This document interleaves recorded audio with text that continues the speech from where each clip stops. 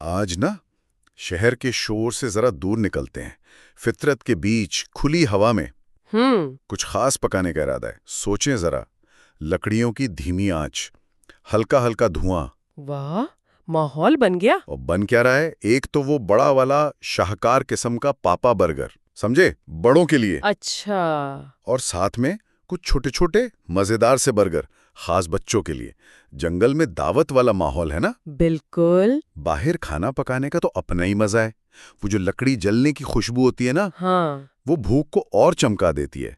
और फिर वो खुली हवा, फितरत का साथ, आम सा खाना भी खास हो जाता है। तो आज इसी पूरे तजुर्बे को ना जरा खोल के देखते हैं। कहाँ से शुरू किया, अज्जा क्या थे, हाँ जी। तैयारी कैसे हुई, गोश्त को कैसे बनाया, मसाले कौन से लगाए, ग्रिल पर कैसे पकाया। और फिर वो सबसे अहम लम्हा। हाँ, वो पहला लुकमा। इस पूरे सफर की बात करेंगे। तो चलें, शुरू करें। जरूर। अच्छा, तो सबसे पहले बुनियाद यानी अज्जा। जाहिर है मेन चीज तो गोश्त है, ताजा पिसा हुआ। जी हाँ, गाय का ताज़ा पिसा हुआ गोश्त, और उसका मेयार बहुत अहम है। बिल्कुल। फिर अच्छे वाले बंस चाहिए, नरम हो। हाँ, और पनीर ऐसा जो अच्छी तरह पिघल जाए। सही। और सलाद पत्ता, टमाटर, प्याज, सब ताज़ा करकरे। और मसाले, नमक मिर्च तो हैं ही, पर कुछ खास भी तो होता है। हाँ, वो अपना अपना टच होता है ना, जो जायका अलग बना देता है। बिल्कुल। और खासकर जब आप बाहर पका रही हो ना, तो अज्जा की ताजगी, उसका असर ही अलग होता है। मेरा भी यही ख्याल है। कुदरती माहौल में ना, जैसे जायके और खुशबुएं ज्यादा महसूस होती हैं, वहीं टमाटर ज्यादा रसीला लगता है। सही कहा। और गोश्त का मेयार, कोशिश करें कि ताज़ा पिसावा हो, और चर्बी का तनासुब, वो जो 80-20 कहते हैं, हाँ, सुना है। वो बेहतरीन रहता है। ग्रिलिंग के दौरान नमी भी रहती है और जायका भी। और वो जगह, जरा तसव्वुर तो करें। कोई पुरसुकून सी जगह, दरख्तों के नीचे, क्या बात है। एक छोटी सी ग्रिल, कोयले आराम आराम से दहक रहे हैं। वो गर्मी महसूस हो रही हो। और हवा में वो लकड़ी के धुएं की हल्की सी महक। लाजवाब। बच्चे भी वहीं आसपास खेल रहे हैं, नजरें ग्रिल पर हैं, इंतजार कर रहे हैं कि कब बनेगा वो बड़ा बर्गर। ये माहौल, ये एंटिसिपेशन, ये भी तो लुत्फ का हिस्सा है। ये सिर्फ खाना पकाना नहीं है, ये पूरा तजुर्बा है। बिल्कुल। वो आवाजें, वो खुशबू, इंतजार भी मजेदार हो जाता है। सही। अच्छा जी, तो अब आते हैं मेन किरदार पर। पापा बर्गर की पैटी। गोश्त का एक बड़ा हिस्सा लिया। जी। इसे फ्रिज से निकालकर थोड़ी देर बाहर रखना बेहतर है ना, ताकि थोड़ा नॉर्मल टेम्परेचर पर आ जाए। हाँ बिल्कुल, बहुत ठंडा गोश्त ग्रिल पर ठीक से नहीं पकता। फिर बहुत आराम से, हल्के हाथों से उसे एक बड़ी मोटी गोल पैटी की शक्ल देनी है। ये हल्के हाथ वाली बात बहुत अहम है। मतलब अगर गोश्त को बहुत दबाया ना, तो सख्त हो जाएगा। हाँ बिल्कुल, वो प्रोटीन सख्त हो जाते हैं और पैटी खुश्क बनती है। हल्के हाथ से बनाएं तो अंदर हवा रहती है, अच्छा। जो पकने पर नमी और रस को बचा लेती है। बस इतनी मजबूत हो कि टूटे ना। सही। और वो बीच में थोड़ा गड़ा बनाने वाली बात। हाँ, कुछ लोग करते हैं ताकि वो फूलकर गेंद न बन जाए, शक्ल बरकरार रहती है। ठीक। अब मसाले, नमक और काली मिर्च तो लाजमी है। बिल्कुल, ताज़ा कुटी हुई। लेकिन इससे आगे कुछ खास, लहसुन पाउडर। हो सकता है प्याज पाउडर भी अच्छा लगता है, या वो स्मोक्ड पेपरिका, उससे एक धुआं सा जायका आता है। कुछ लोग वुस्टासेल सॉस या सोया सॉस के चंद कतरे भी डाल देते हैं, वो एक अलग ही किक आती है। वाह। और मसाले लगाकर फौरन ग्रिल पर नहीं रखना। नहीं नहीं, ये गलती नहीं करनी। कम से कम 15-20 मिनट या आधा घंटा उसे आराम दे। अच्छा, क्यों? उससे ना नमक पहले नमी खींचता है, फिर वो नमकीन पानी वापस गोश्त में जाता है, जायका अंदर तक रच जाता है। अच्छा, ये तो नई बात पता चली। हाँ, छोटा सा स्टेप है, पर फर्क बहुत पड़ता है। गोश्त ज्यादा रसीला बनता है। जबरदस्त। तो जब तक बड़ा बर्गर आराम कर रहा है, बच्चों की बारी।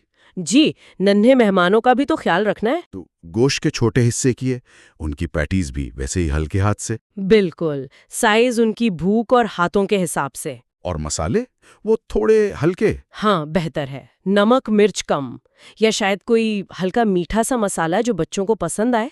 सही। ये जरूरी है कि एक ही चीज को मुख्तलिफ लोगों के लिए कैसे मुनासिब बनाया जाए। बच्चों के लिए सिर्फ साइज नहीं, जायका भी अहम है। और शायद थोड़ा ज्यादा पका हुआ। हो सकता है, ताकि अंदर से कच्चा ना लगे और हाँ, देखने में भी अच्छा लगे।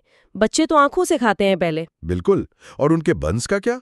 उन्हें भी थोड़ा सेक ले मक्खन लगाकर। क्यों नहीं, उससे वो थोड़े क्रिस्पी भी होंगे, नरम भी रहेंगे। और उन्हें लगेगा कि ये खास उनके लिए है। यही तो बात है। चलें जी, ग्रिल तैयार, कोयले धहक रहे हैं, ऊपर सफेद राख आ गई है। बेहतरीन वक्त। ग्रिल साफ है, हल्का सा तेल भी लगा दिया। अब वो बड़ा वाला पापा बर्गर गया ग्रिल पर। और वो आवाज सिस,